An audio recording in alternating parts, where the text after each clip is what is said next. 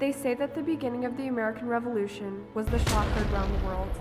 But anyone who really understands history knows that through the years, there have been 1,000 shots heard around the world. For Pakistanis, December 27, 2007, was the shot heard round their world. Benazir Bhutto, the Muslim world's first female prime minister. She was shot twice in the head and once in the neck. She was 54 when she passed. After the shots were fired, the shooter self-detonated. The attack killed 28 others and wounded at least 100. जिस दौरान पहले 3 गोलियां चलने की आवाज आती है और साथ ही धमाका हो जाता है. The American shot heard round the world is viewed as the beginning of the American democracy. But many Pakistanis saw the assassination of Bhutto as the end of Pakistan's democracy. She was well loved by many in Pakistan, a liberal leader who ended a decade of military rule and led Pakistan in the name of the people.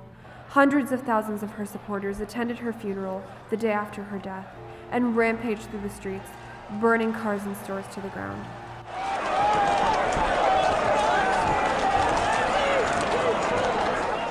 After several investigations, it was found that her death was connected to the Taliban, as well as Pakistani president at the time, Pervez Musharraf.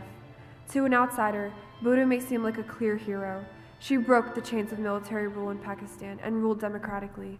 She made hunger, housing, and healthcare her top priorities, and sought to modernize Pakistan, a country that she loved so much she even died for.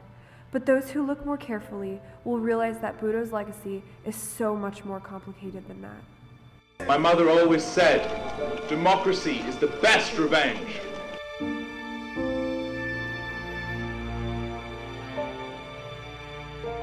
Benazir Bhutto was born on June 21, 1953, in Karachi, Pakistan, to former Prime Minister Zulfikar Ali Bhutto. Her father was the founder of the Pakistan People's Party and served as chairman until he was removed from office following a military coup in 1977 led by General Mohammad Zia al-Haq. Zulfikar Ali Bhutto was then executed in 1979. In an interview with Dr. Dixie Bartholomew Feist, Dean of Buena Vista University History Department, voiced her opinion on the matter. Her dad having been, in the government before her, having been raised in a family that was always tied to the government. I don't think she could have escaped her father's influence if she tried. The Bhuttos to this day are one of the few hundred feudal families that have dominated politics and business in Pakistan since its 1947 creation. She grew up around power. She didn't have to learn that from scratch. She grew up in both a privileged and an educated household. Her family had both the authority and the resources to send her away for a really high-class education. Bhutto received a Bachelor of Arts in Comparative Government from Harvard and eventually proceeded to study at Oxford with focuses on international law and diplomacy. On December 18, 1987, Bhutto married Asif Ali Zardari, a wealthy businessman with whom she would bear 3 children. Zardari turned his marriage into a source of power once Bhutto took office at the age of 35 on December 2, 1988, succeeding General Mohammad Zia al-Haq. The truth is that Bhutto's administration was more than meets the eye. A number of deals went on behind closed doors that had critics questioning Bhutto and Zardari's loyalty to their country. During Ms. Bhutto's first term, Pakistani investigators claimed that they traced over $100 million to foreign bank accounts and properties owned by the Bhutto family. The investigators brought documents off an anonymous source that led them to a trail of secret payments made by foreign companies to the Bhutto family while Ms. Bhutto was Prime Minister. As Bhutto was both Prime Minister and Finance Minister, she had virtually free reign over her country. She typically took a populist approach to politics and stuck to the agenda of the Pakistan People's Party by portraying herself as the defender of the little man.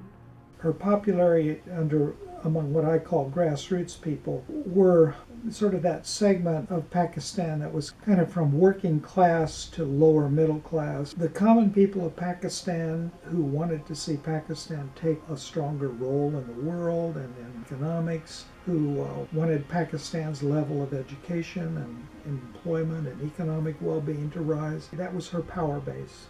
That's where she was popular. However, she lost much of her support by the end of her first term in 1990 due to corruption allegations. Surprisingly enough, even with all the corruption charges, Bhutto was given the benefit of the doubt and was elected into office for a second term on October 19, 1993. However, during and after her second term, there was still evidence found that she and her husband were corrupt leaders. A leading Swiss company designated to curb customs fraud in Pakistan paid millions of dollars from 1994 to 1996 to offshore companies controlled by Bhutto's husband and mother. Later on, Zardari was appointed to investment minister by Bhutto in July of 1996. He had to report only to her. There was evidence found that he exploited defense contracts, power plant projects, and the privatization of state-owned industries, among other things. In addition to all these specific corruption charges, things weren't looking good for Bhutto on a broader scale either. Bhutto ultimately failed at delivering all of the social programs she promised, with around 70% of the budget going to paying off interests on loans she took out while she was in office. In 2007, the New York Times claimed that her accomplishments in office were few. She claimed in later years that she clamped down on Islamic militants, established a strong basis for democracy by paring away many of the restrictions on civil liberties imposed by the generals, and providing a boost to the economy, especially in her second term, by attracting a flow of foreign investment. But on both occasions, she was dismissed, under pressure from the military on charges of corruption and incompetent governance. Bhutto's supposed corruption was not limited to her political life. Records show that she and her husband were extremely corrupt within the family as well. Back in 1985, Bhutto's younger brother, Shahnawaz, died mysteriously of poisoning in Cannes, France, after a dispute that her older brother, Murtaza, linked to arguments over family assets in Switzerland. Murtaza was killed the following year, after a power struggle with his sister and Zardari. Zardari was charged with plotting this murder, but Bhutto defended him and said he was framed. Unfortunately, due to all this apparent corruption within the family and political scheme, many citizens began to dislike Bhutto. One citizen online claimed that she was a corrupt woman who drained Pakistan's economy, money-hungry, who caused nothing but chaos when she came into power. She was not fit to run a country. Despite all this negativity surrounding her administration, Bhutto still had countless supporters who believed she wasn't corrupt at all. She was popular with the educated. She was popular with certain groups, especially of young females who were benefiting from increased access to education, from increased freedom of the press. Some of her supporters say that the supposed corruption related more to Zardari than to her, and they claimed that Bhutto was simply too busy as prime minister to know about her husband's crooked deals. They thought that the corruption charges against her were baseless.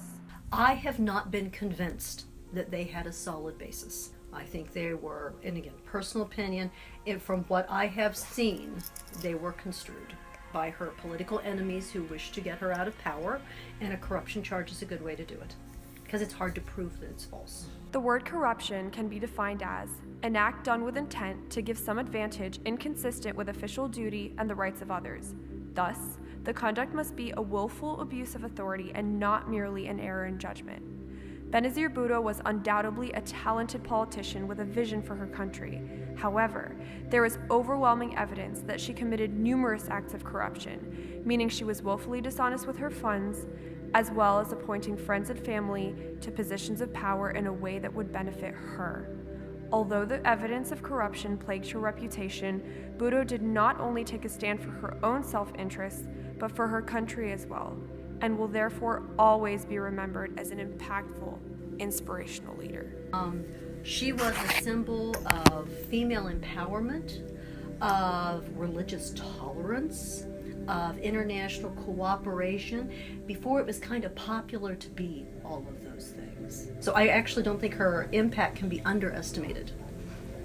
And I think her lasting legacy probably is more in the realm of empowering women in Pakistani society than some enduring influence in Pakistani politics. Pakistani society will never be the same because of her.